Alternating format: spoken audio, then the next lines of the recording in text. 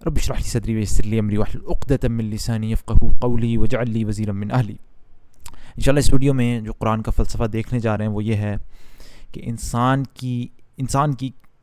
کی کون سی دوغلی پالیسی ہے جو وہ اپناتا ہے کہ مصیبت کے وقت خدا کو یاد کرنے لگتا ہے اور جیسے آسانی آتی ہے خدا کو بھلا دیتا ہے.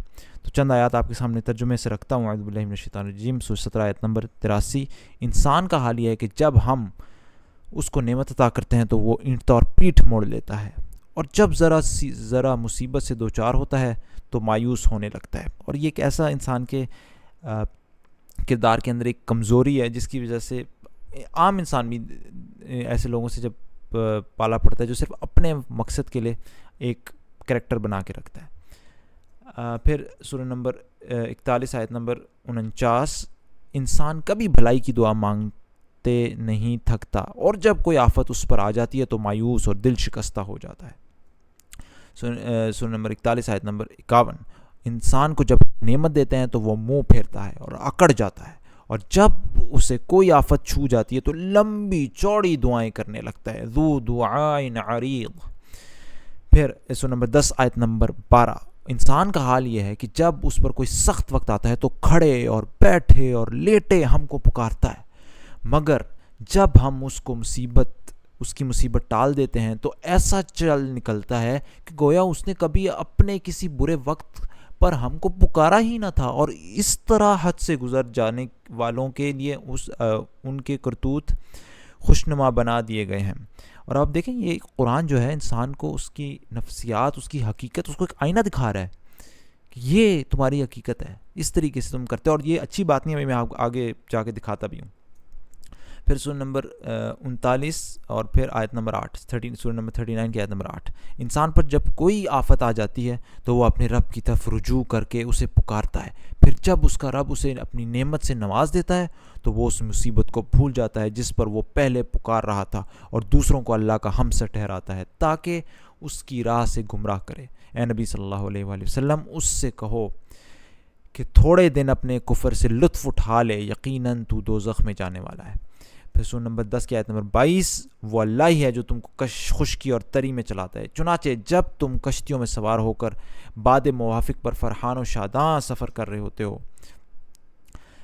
اور پھر یکا یک باد مخالف کا زور ہوتا ہے اور ہر طرف سے موجوں کے تھپیڑے لگتے ہیں اور مسافر سمجھ لیتے ہیں کہ گر گئے، اس وقت سب اپنے دین کو اللہ ہی کے لیے خالص کر کے اس سے دعائیں مانگتے ہیں کہ اگر تو نے ہم کو اس بلا سے نجات دے دی تو ہم شکر گزار بندے بنیں گے. مگر اب دیکھیں انسان کی دوغلی پالیسی.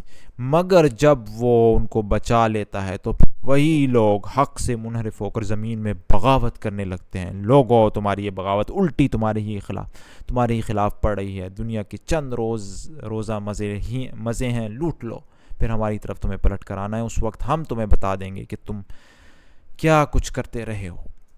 پھر سورہ نمبر 31 آیت نمبر 32. اور جب سمندر میں ان لوگوں پر ایک موج سائبانوں کی طرح چھا جاتی ہے تو وہ یہ اللہ کو پکارتے ہیں اپنے دین کو بالکل اسی کے لیے خالص کر کے.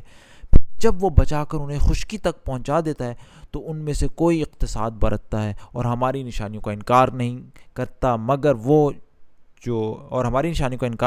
مگر ہر وہ شخص جو غدار اور ناشکرہ ہے.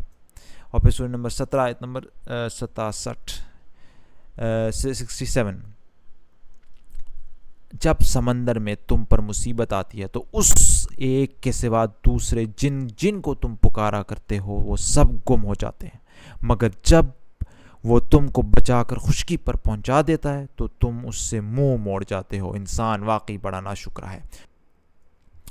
اس کے بعد سورہ نمبر 11 کی آیت نمبر 9 اس سے آگے، یہ آخری آیات ہے میں آپ کو جو دکھا رہا ہوں. اگر کبھی ہم انسان کو اپنی رحمت سے نوازنے کے بعد اس سے محروم کر دیتے ہیں تو وہ مایوس ہوتا اور ناشکری کرنے لگتا ہے. اور اگر اس مصیبت کے بعد جو اس پر آئی تھی ہم اسے نعمت کا مزہ چکاتے ہیں تو وہ کہتا ہے کہ میرے تو سارے دل در پار ہو گئے. پھر وہ بھولا نہیں سماتا اور اکڑنے لگتا ہے. اب یہ آخری آیت دیکھیں.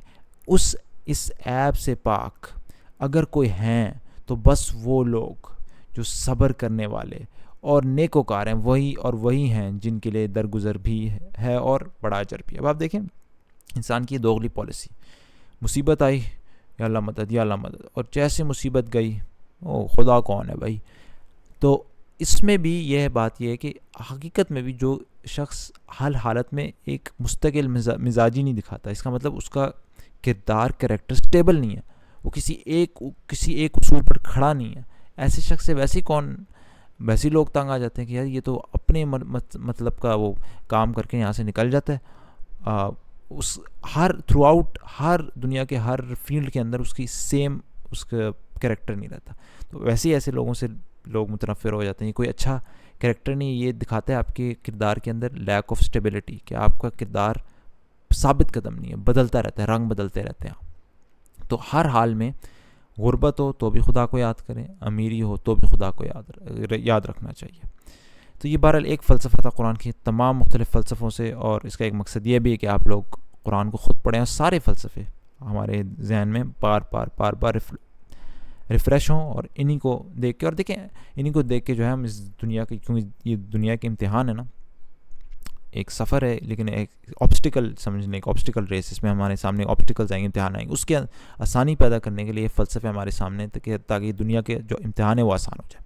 اور یہ جو آپ نے دیکھا آج فلسفہ کہ ہمیں آئینہ دکھایا جا رہا ہے، آپ نے شاید بات سوچی ہو یا نوٹ کی ہو، یہ چیزیں جب انسان کو پتہ ہوتی ہیں نا، فیکٹس، اپنی زندگی کے ریئل فیکٹس، یہ نہیں کہ لوگ آ کے فلسفے جھاڑے ہوں، یہ حقیقت اس کی طرف سے، اس ہستی کی طرف سے جس کو دنیا کی ایک حقیقت پتہ ہے، ٹھیک ہے، اور وہ ہمارے لیے بہتری چاہتا ہے خدا.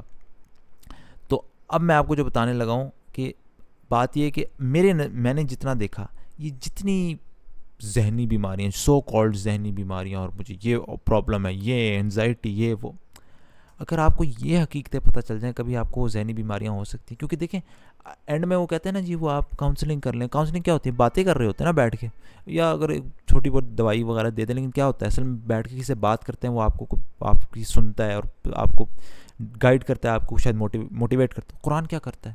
وہی تو کرتا ہے. قرآن آپ کو موٹیویٹ کرتا ہے، گائیڈ کرتا ہے، بتاتا ہے، آپ کو زندگی کا اصل حقیقت بتاتا ہے، وہ الفاظ کے ذریعے ہمیں موٹیویٹ کرتا ہے. تو یہ ذہنی بیماری، یہ سب میرے نزدیک تو اس کی بہت بڑی وجہ یہ ہے کہ ہم لوگ حقیقت سے، اصل حقیقت جو واقعی حقیقت ہے اس سے دور ہیں. قرآن جو دنیا کا اصل فلسفہ دیتا ہے ہمیں. تو اللہ تعالیٰ ہمیں اس سے جڑنے کی توفیق عطا فرمائے. سبحانک اللہم و بحمدک، اشہد ان لا الہ الا انت، استغفرک و اتوب الیک.